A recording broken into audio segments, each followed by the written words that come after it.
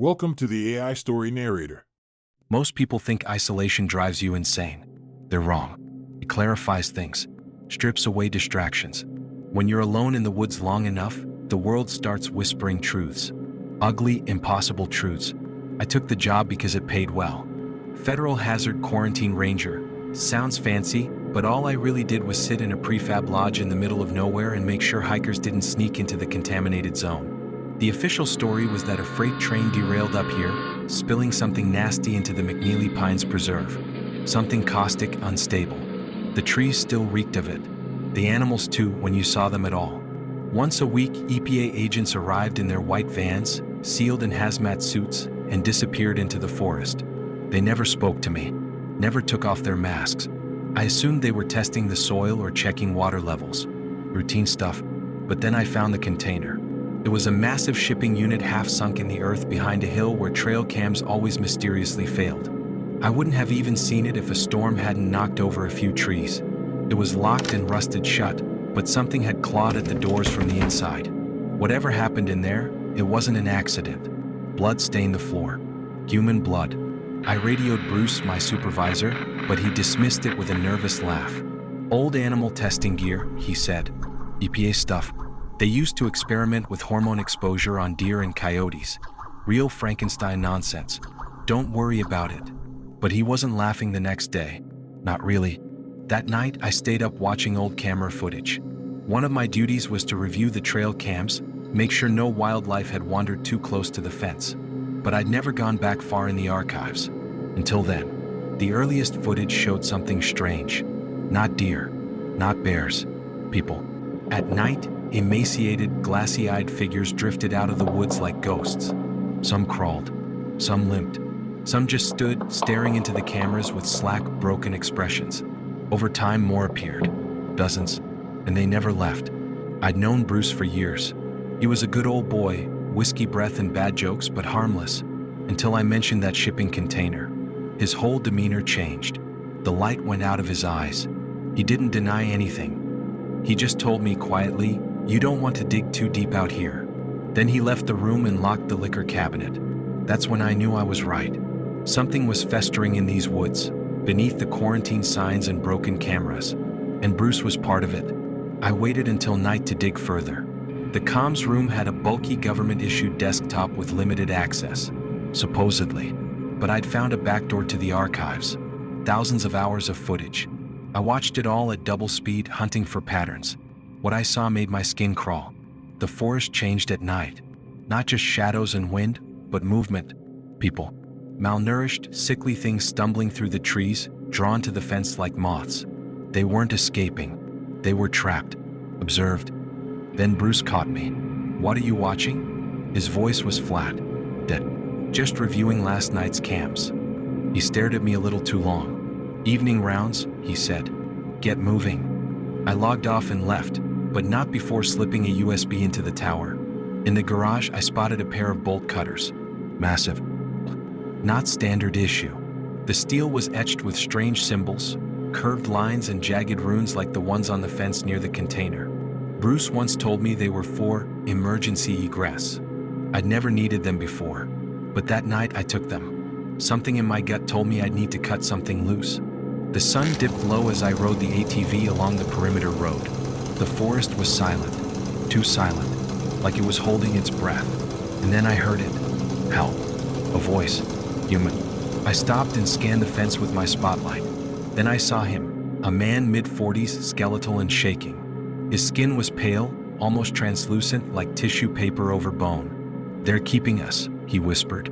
"They won't let us leave. The demons." I kept one hand on my taser. "Sir, this is a restricted area.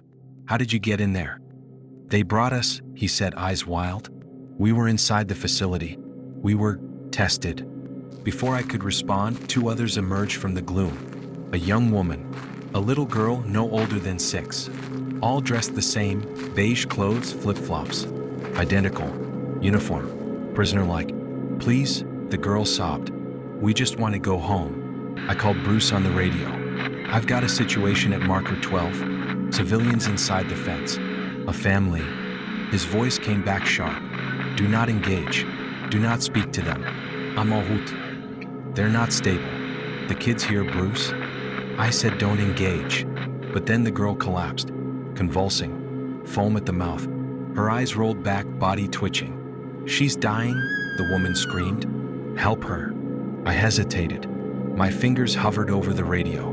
Protocol said wait, watch, report. But something in me broke. I grabbed the bolt cutters and rushed to the fence. Snip, snip, snip. The last link fell, and with it, the barrier. A gust of air exploded outward, a hot, foul wind that knocked me flat. My vision blurred. Then they ran. The man, the woman, the child. More figures spilled from the trees. Dozens, long-limbed, fell, inhuman. Some walked, some skittered, all silent. One of them stopped to look at me. I'll never forget the smile it gave. Then darkness. I woke up in the dirt, my head pounding. The ATV was dead. Fence, torn open. The cut section shoved outward like something massive had pushed through. Bruce didn't answer the radio. I walked back to the station. The front door hung open. Windows shattered. Iron bars bent outward like paper clips. Inside was worse. Blood everywhere. Furniture shredded. Bruce was in the center of it all, what was left of him. His limbs were gone. Chest cavity torn open. His face locked in a scream. Clutched in his dead hands, a blood-soaked report. I pried it loose and read it, heart hammering. There was no train crash. The EPA was a cover. The agents were military researchers operating a black site experiment facility deep in the woods. Their test subjects, civilians, vagrants, kids. The tests involved neurotoxins, hallucinogens, something older, arcane. The final pages detailed a ritual, a Sumerian tablet, blood sacrifice, summoning. The subject? The gaunt man I'd freed. His blood was poured into a basin shaped like an ancient symbol. From the pool rose a figure, the report read. 10 feet tall, inhuman, strong. I left that place behind and drove for hours. Motel outside Yosemite. I scanned the report, photographed every page, and uploaded it to my drive, just in case.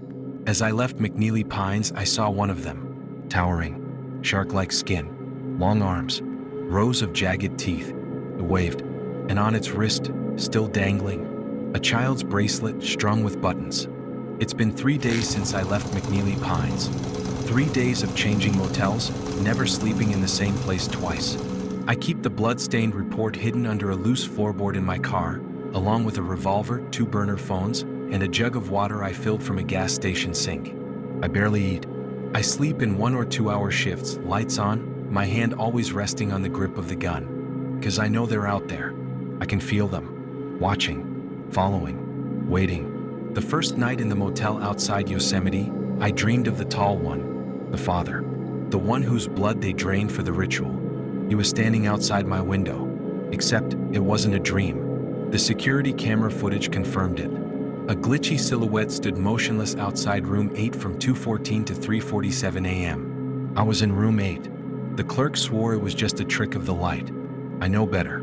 I've reread the government report a dozen times. Certain words are beginning to blur together, repeating like a chant. Tabira, Ereshkigal. The blood gate must remain sealed. I don't know what it means yet, but I'm beginning to understand why they used that particular man, why they used that particular family. I think the subjects weren't just prisoners. I think they were vessels, and now I've let them out. Tonight, I'm hiding in a motel outside Carson City. The walls are paper thin. The heater buzzes like an angry fly. I've taped blackout curtains over the windows and shoved a towel under the door. But it's not enough. Nothing feels safe.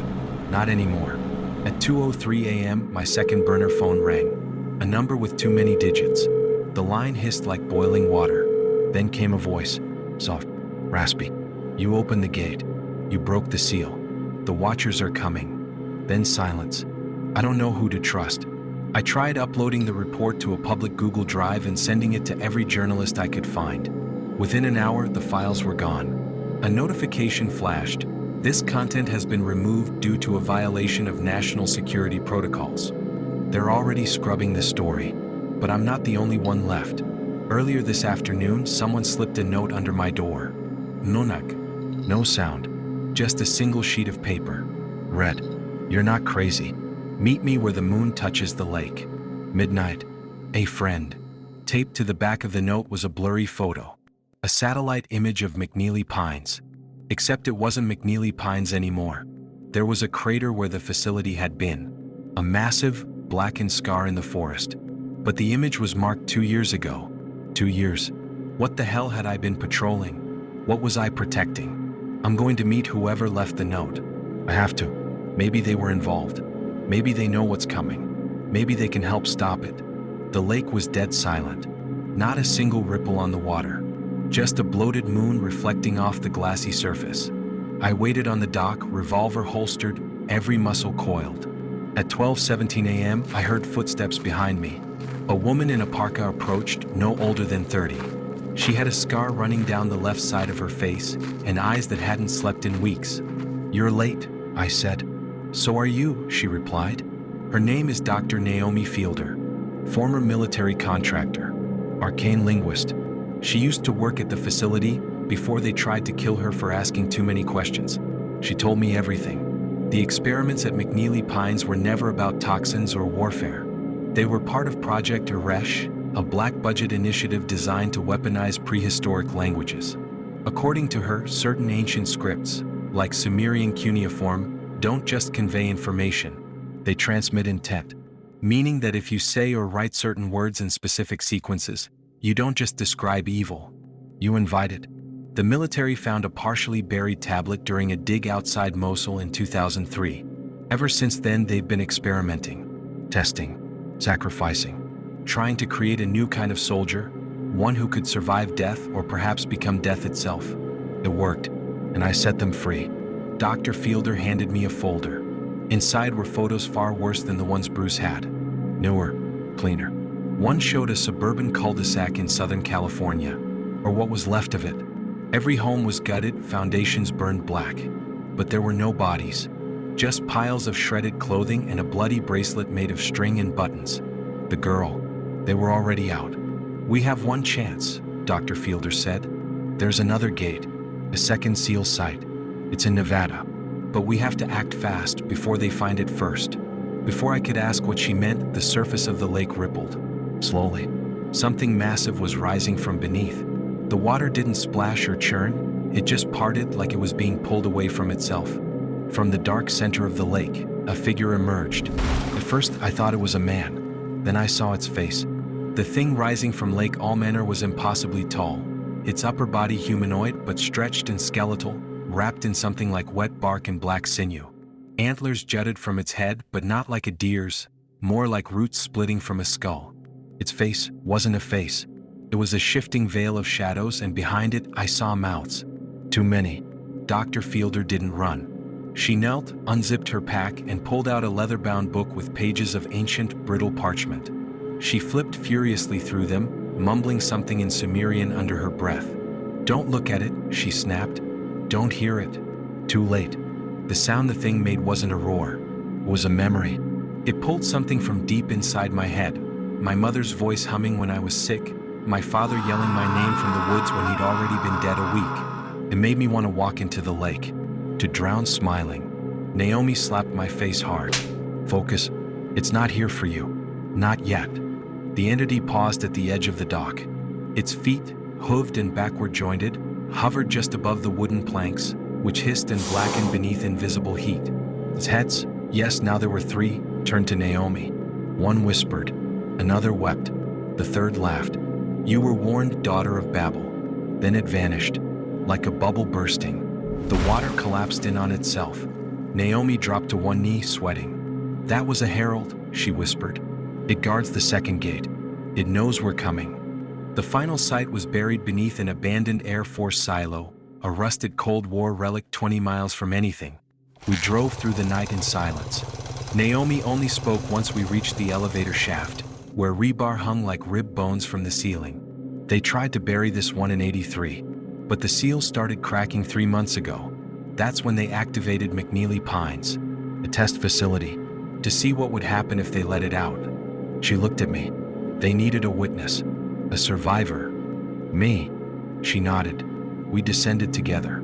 The elevator groaned like an old man choking on bile. At the bottom was a steel corridor, walls lined with arcane symbols and decaying scripture etched in blood.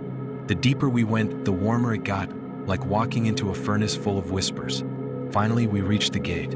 It wasn't a door. It was a hole in the world, a vertical slit of black stone suspended between two obsidian pillars, pulsing with heat. And it was breathing, slowly, like lungs too big to be housed in flesh. "This is the last one," Naomi said, pulling out a long metal cylinder. She twisted it. Inside was a knife, carved from bone. "I was never supposed to survive," she said. "I was the key, the sacrifice." "No, you don't understand. It has to be someone who's seen behind the veil, someone who's spoken the old names. If I don't do this, they'll open it from the other side. They're already feeding it. Cities going dark, whole towns vanishing."